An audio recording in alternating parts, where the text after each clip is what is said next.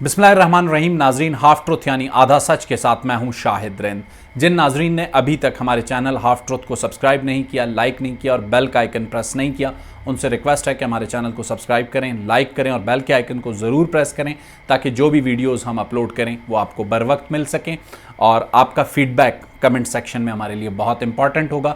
ناظرین، آج جن خبروں پہ ہم بات کریں گے اس میں سب سے پہلی خبر پاکستان تحریک انصاف کے کارکنان کے خلاف آزادی مارچ سے قبل شروع ہونے والا کریک ڈاؤن. آپ اگر پچھلی ویڈیوز ہماری دیکھیں تو پچھلی ویڈیوز میں ہم یہ بتا چکے تھے کہ سابق وزیر اعظم عمران خان اور پاکستان تحریک انصاف کے چیئرمین کے تمام باؤنسرز کو اب میرٹ پر کھیلنے کا فیصلہ حکومت نے کر لیا ہے اور اب ان کی کسی بھی بات کو فری ہینڈ نہیں دیا جائے گا، بال کو لیفٹ نہیں کیا جائے گا، بال کو میرٹ پر کھیلا جائے گا. اس کا آغاز ہو چکا ہے. ہم نے آپ کو یہ بھی بتایا تھا کہ سابق وفاقی وزیر ڈاکٹر شیریں مزاری کی جو گرفتاری تھی وہ پاکستان تحریک انصاف کا ٹیسٹ کیس تھی. اب اس کے بعد جو صورتحال اس وقت ڈیولپ ہوئی ہے یہ ان پیش رفتوں کے بعد ہوئی ہے. پاکستان مسلم لیگ نون اسمبلیاں تحلیل کرنے کا فیصلہ کر چکی تھی.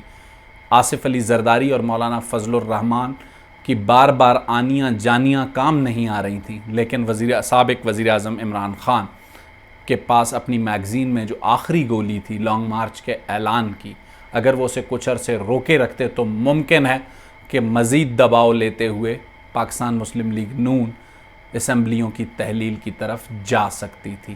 لیکن 25 مئی کا دن رکھ کے سابق وزیر اعظم عمران خان نے نہ صرف IMF کے مذاکرات کو سبوتاژ کرنے کی کوشش کی بلکہ 25 مئی کے حوالے سے ایک اور اہمیت ہے. کشمیری رہنما یاسین ملک کی جو سزا کا اعلان ہونا ہے وہ دن بھی ایسا ہے کہ جو دونوں پوائنٹس سابق وزیر اعظم عمران خان کے نیگیٹو گئے ہیں اور یہی وہ پوائنٹس ہیں، یہ وہ دو پوائنٹس ہیں. ان کے ساتھ جو سب سے ایڈیشنل پوائنٹ ہے جو آصف علی زرداری اور مولانا فضل الرحمان میاں نواز شریف کو سمجھا رہے تھے کہ اس وقت اسمبلیوں کی تحلیل پاکستان تحریک انصاف کو نقصان نہیں بلکہ فائدہ دے گی.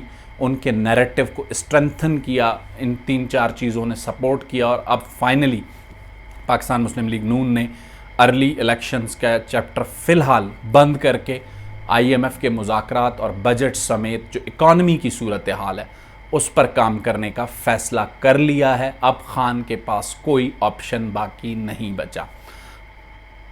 اس وقت جو صورتحال ہے، جو گرفتاریاں شروع ہوئے ہیں، جیسے ہم نے اپنے پچھلے ویلاگ میں بتایا تھا اور تھوڑی دیر قبل بھی بتا چکے ہیں کہ سابق وفاقی وزیر ڈاکٹر شیریں مزاری کی گرفتاری پاکستان تحریک انصاف کا ٹیسٹ کیس تھی. ان کی ریٹیلیشن کو، ان کی جو ریزسٹ کرنے کی کیپیسٹی تھی اسے جج کیا گیا اور اس میں جو پیمانہ پاکستان تحریک انصاف نے مقرر کیا وہ حکومت کے لیے ون ون سچویشن تھی. اور اس کے بعد حکومت نے یہ فیصلہ کیا کہ رانا ثناء اللہ ڈاکٹرائن جو پیش کی تھی رانا ثناء اللہ نے میاں محمد نواز شریف کو، اس پر عمل درآمد کیا جائے. رانا ثناء اللہ ڈاکٹرائن کیا ہے وہ تو آج ہم گرفتاریوں سے جو کچھ چیزیں ڈیولپ ہو رہی ہیں پنجاب میں اور اسلام آباد سندھ میں وہ ہمیں اندازہ ہو چکا ہے، لیکن صرف ایک حوالہ آپ کو دوں گا. خواجہ سعد رفیق نے گزشتہ روز ایک ٹویٹ کیا تھا کہ رانا ثناء اللہ اور ان کے ہم نوا کورس میں گا رہے ہیں آجا میرے بالما تیرا انتظار ہے. اس کا مطلب اگر سوچا جائے تو اٹس مین کہ پاکستان تحریک انصاف کا جو آزادی مارچ ہے اس سے نمٹنے کے لیے پاکستان مسلم لیگ نون نے کیا تیاری کی ہے. کل 25 مارچ کو پاکستان تحریک انصاف ایک بار پھر اسلام آباد کا رخ کرے گی اور ہمیں وہ یاد رکھنا چاہیے کہ آج سے چند سال قبل KP کے چیف منسٹر، اس وقت کے چیف منسٹر پرویز خٹک بھی اسلام آباد کی طرف آنے کی کوشش کر رہے تھے ایک ایسے ہی احتجاج کی صورت میں جب اٹک پل پر میدان سجا تھا. تو ممکنہ طور پر اس بار بھی آپشن A کے تحت اس مارچ کو اٹک پل پر کنٹین کرنے کی کوشش کی جائے گی اور دوسرا آپشن سری نگر ہائی وے ہوگا. آنے والے دنوں میں اگلے 24 گھنٹوں میں گرفتاریاں بڑھ بھی سکتی ہیں، رک بھی سکتی ہیں، لیکن جو بھی صورتحال ڈیولپ ہوگی ہم اپنے ناظرین کو آگاہ کرتے رہیں گے. دوسری اہم خبر، American T V channel CNN پہ سابق وزیر اعظم عمران خان کا انٹرویو اور خان صاحب نے اپنی روایت کو برقرار رکھا، یو ٹرنز کی روایت کو. خان صاحب نے پچھلے 1 مہینے سے امریکی سازش کا جو بیانیہ ملکی سطح پر ترتیب دیا اس کے لیے انہیں ایک بہترین پلیٹ فارم ملا کہ وہ اپنے اس بیانیے کو صاف اور واشگاف الفاظ میں امریکن عوام اور امریکن حکام کے سامنے رکھیں. جب امریکن اینکر CNN کی اینکر نے ان سے یہ سوال بیکی نے پوچھا کہ آپ نے جو سازش کا بیانیہ ترتیب دیا ہے اسے امریکن انتظامیہ مسترد کر چکی ہے، کیا آپ اب بھی اپنے اس بیانیے پر قائم ہیں؟ تو صورتحال کچھ ایسی تھی ناظرین کہ جیسے سوال گندم جواب چنا. سابق وزیر اعظم نے بجائے واضح اس بات کو کرنے کے ڈونلڈ لو کی ملاقاتیں اور ووٹوں کی خرید و فروخت کا جواب دے کر اس موقع کو ضائع کیا. اس سے یہ لگتا ہے کہ وہ اب بھی صرف یہ بیانیہ پاکستان میں بنانا چاہتے ہیں، لیکن اس معاملے کو اس جگہ تک نہیں لے جانا چاہتے جہاں تک لے جانا چاہیے اگر ان کے پاس کنکریٹ ایویڈنس موجود ہے.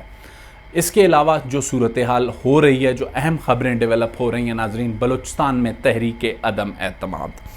بلوچستان کی تحریک عدم اعتماد پر جانے سے قبل صرف ایک چیز آپ کو آگاہ کروں گا کہ 25 تاریخ IMF کے مذاکرات کے حوالے سے بھی اہم ہے، یاسین ملک کے فیصلے کے حوالے سے بھی اہم ہے. لیکن 25 تاریخ سے 30 مئی تک کی جو ٹائمنگ ہے، پھر آپ کو بتا رہا ہوں 25 سے 30 مئی کی ٹائمنگ، عمران خان کے سیاسی مستقبل، اسمبلیوں کے مستقبل اور جو بھی اہم فیصلے ہونے ہیں ان کے فیصلے کے لیے یہ 5 دن بہت اہم ہیں. سابق وزیر اعظم کا بیانیہ بک رہا ہے، نہیں بک رہا. سابق وزیر اعظم اپنے بیانیے کو بنانے میں کامیاب ہوئے ہیں، ناکام ہوئے ہیں، حکومت اس سے نمٹنے میں کامیاب ہوئی ہے یا ناکام ہوئی ہے.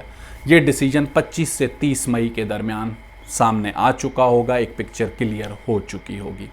اب بات کرتے ہیں بلوچستان کی تحریک عدم اعتماد کی. جیسا کہ پہلے روز سے یہ صاف نظر آ رہا ہے کہ بلوچستان کی جو تحریک عدم اعتماد ہے، جس گروپ نے 14 اراکین کے ساتھ پیش کی ہے، وہ بلوچستان عوامی پارٹی کا جام کمال گروپ ہے. سردار یار محمد رند ہیں، عوامی نیشنل پارٹی کے اصغر اچکزئی. ہم پہلے دن سے ایک بات کر رہے ہیں کہ اس عدم اعتماد کی کامیابی اور ناکامی جمعیت علماء اسلام اور BNP مینگل کے ہاتھ میں ہے. وہ چاہیں تو یہ عدم اعتماد کامیاب ہوگی، وہ چاہیں تو یہ ناکام ہوگی. گزشتہ 24 گھنٹوں میں جو سیاسی پیش رفت ہوئی ہے، قدوس بزنجو کے رابطے ہوئے ہیں مولانا واسع سے، جو جمعیت علماء اسلام کے اس وقت صوبائی امیر ہیں، اور میری اطلاع کے مطابق مولانا فضل الرحمان نے انہیں مکمل مینڈیٹ دے کر کوئٹہ روانہ کر دیا ہے کہ جو صوبائی جماعت فیصلہ کرنا چاہے انہیں اختیار ہے. مولانا فضل الرحمان خود عمرہ کے لیے روانہ ہو چکے ہیں. تو مولانا واسع اس وقت سینٹر آف گریوٹی ہیں تمام پولیٹیکل پارٹیز کے لیے، جو چاہتی ہیں کہ عدم اعتماد کامیاب ہو، جو چاہتی ہیں کہ ناکام ہو. تو مولانا واسع کا گھر جو اس وقت مرکز نگاہ ہے، کبھی قدوس بزنجو بھاگے بھاگے پہنچتے ہیں تو کبھی جام کمال اور ان کا گروپ. مولانا واسع آج پہلی مرتبہ بلوچستان کی پولیٹکس میں یا جمعیت Ulema Islam centre of gravity نہیں بنی. 1970 میں جب پہلی حکومت بنی تب بھی جمعیت علماء اسلام اہم تھی، اور ماضی میں بھی جتنی حکومتیں بنتی اور گرتی رہی ہیں، جمعیت علماء اسلام کی ایک اہمیت رہی ہے اور وہ اس وقت تک قائم ہے. جمعیت علماء اسلام کیا فیصلہ کرتی ہے، یہ ایک بڑا ڈیسائسو موڑ ہے جمعیت علماء اسلام کے لیے.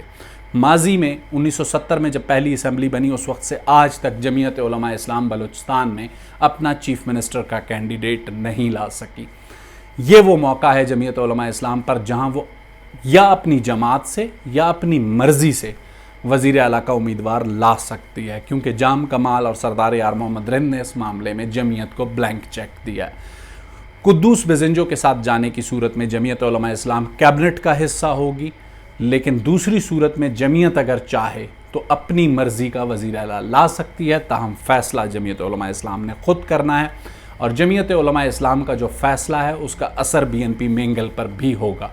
BNP مینگل پر کیوں ہوگا اس کی وجہ بھی آپ کے سامنے رکھتے ہیں کہ BNP مینگل اور جمعیت علماء اسلام اس وقت نہ صرف اپوزیشن میں ساتھ ہیں، بلکہ خوزدار کا جو ان کا علاقائی الائنس ہے، جس نشست سے سردار اختر مینگل قومی اسمبلی کا الیکشن لڑے اور جیتے بغیر جمعیت کے اتحاد کے، وہ حلقہ بھی سردار اختر مینگل کے لیے کافی مشکل ہے.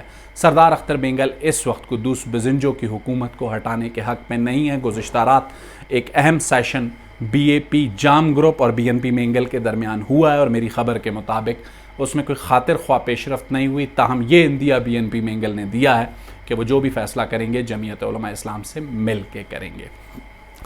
لیکن ایک اور پوائنٹ یہاں ایڈ کروں گا کہ بلوچستان کی تحریک عدم اعتماد ناکام ہوتی ہے یا کامیاب، اس کے نتیجے میں ایک سیاسی اور آئینی بحران پیدا ہونے کا امکان موجود ہے، اور وہ سیاسی اور آئینی بحران چاہے یہ عدم اعتماد کامیاب ہو یا ناکام ہو، پنجاب جیسا ہوگا، اور 63A کا معاملہ الیکشن کمیشن اور عدالتوں میں ضرور جائے گا۔ تفصیلات اس کی کیا ہیں وہ اگلے چند دنوں میں آپ کو آگاہ کریں گے۔ دوسری خبر، اس وقت بلوچستان میں جو جنگلات میں آگ لگی ہے، خاص کر شیرانی کے علاقے میں جو چلغوزے کے جنگلات ہیں، 10-12 روز سے حکومت پاکستان، صوبائی حکومت، پاکستان آرمی، FCC، جو ان کے پاس اویلیبل ریسورسز اور ایفرٹس تھیں، وہ جوائنٹلی آپریشن کر کے اس آگ کو قابو پانے کی کوشش کر رہے تھے، نہیں کر پا رہے، ابھی تک وہ قابو میں نہیں آئی۔ تو حکومت بلوچستان نے وفاقی حکومت کے ذریعے ایران کی حکومت کے پاس موجود ایک ایسا جہاز جو ایئر سے اسپرے کرنے کے کام آئے گا، پانی پھینکنے کے چھڑکاؤ کے کام آئے گا، اس کی مدد طلب کی۔ آج وہ جہاز پہنچ چکا ہے اور اس نے اپنا پہلا راؤنڈ مکمل کیا ہے۔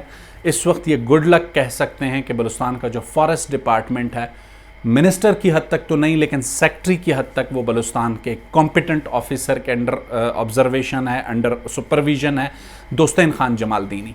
وہ خود اس سارے معاملے کی نگرانی کر رہے ہیں۔ دوستین جمالدینی کو بلوچستان کے صوبے میں ایک اہمیت حاصل ہے اپنے فیملی کے بیک گراؤنڈ کے حوالے سے، لیکن اس سے زیادہ میں سمجھتا ہوں کہ اس وقت وہ بلوچستان کے چند سینئر اور کمپیٹنٹ آفیسرز میں آتے ہیں، اور یہ ایرانی جہاز کا پروپوزل بھی میری اطلاع کے مطابق انہوں نے ہی فلوٹ کیا تھا کہ ہم اسے نہیں کور کر سکیں گے، ایران کے پاس یہ فیسلٹی موجود ہے، ہمیں ان سے درخواست کرنی ہوگی۔